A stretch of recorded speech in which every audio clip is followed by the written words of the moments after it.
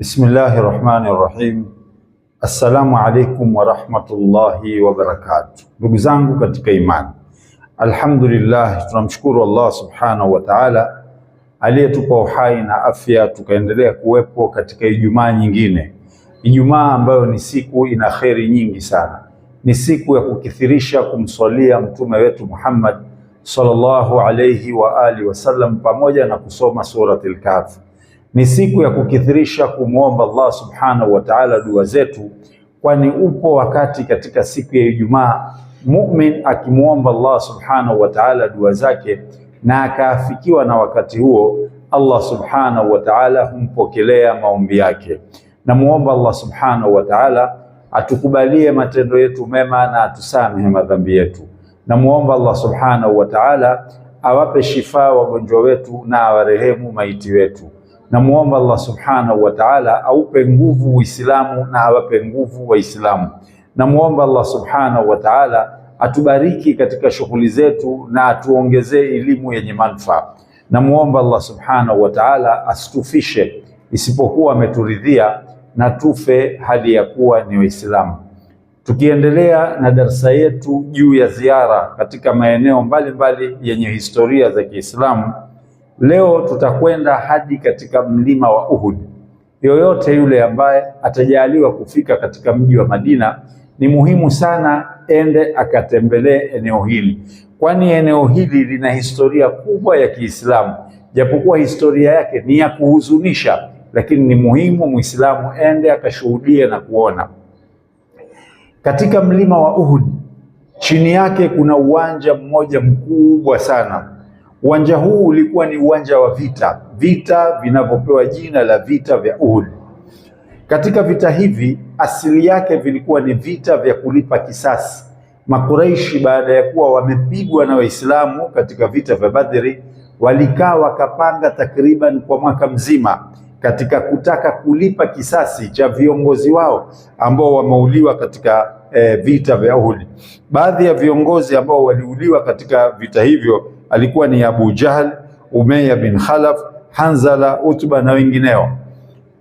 Makureishi baada ya kujipanga, ilipofika mwaka mmoja baada ya vile vita vya mwanzo, Makureishi katika siku ya Jumamosi ya mwezi wa Shawwal mwaka 625 walikuja na jeshi lao kwa ajili ya kuwavamia Waislamu.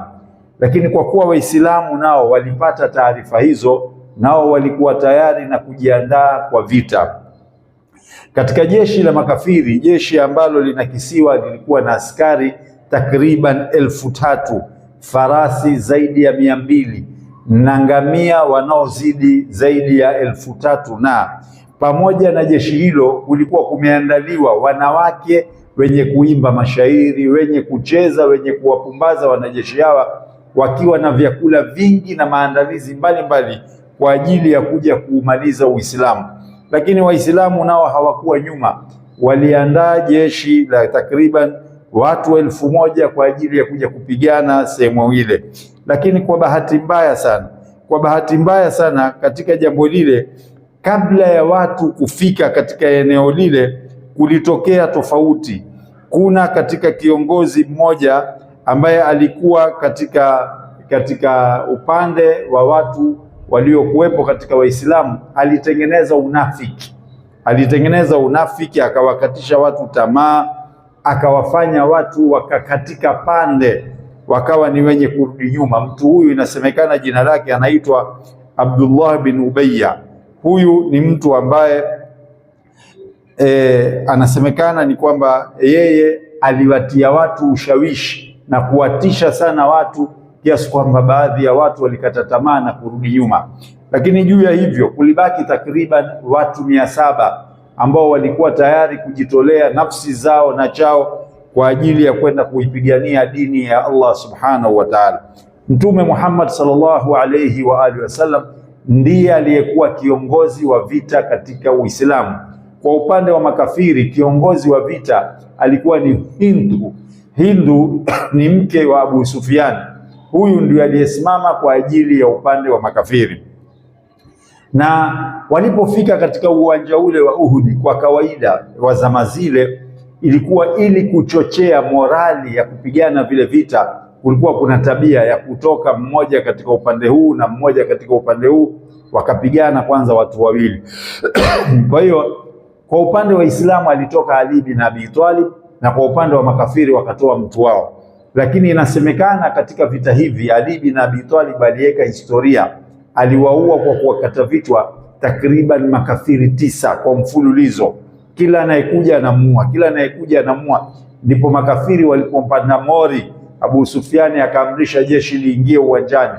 Mtume sallallahu alayhi wa alihi wasallam alikuwa amewapanga wanajeshi wake wakiwa wako katika maeneo ya kuzunguka mlima wa Uhud. Kuna kilima kingine pembeni yake, na chini ya mlima wa Uhud walikuwa wamepangwa watu wa kupigana kwa mishale, ambao kiongozi wao alikuwa ni Abdullah bin Jubair. Watu hawa walikuwa makafiri wanavyoingia katika uwanja wao wakiwapiga kwa mishale na kuwaua. Vita hivi viliendelea kwa vizuri sana, na Waislamu wakawa wanaanza kuchukua ushindi. Lakini kwa bahati mbaya, wale makafiri walipoanza kutoroka kwa kukimbia, baadhi ya Waislamu ambao walikuwa wamepewa nafasi za kukaa mle pembeni mwa milima ili kudhibiti ngome ile ya Waislamu, wakafanya tamaa pale walipoona ngawira.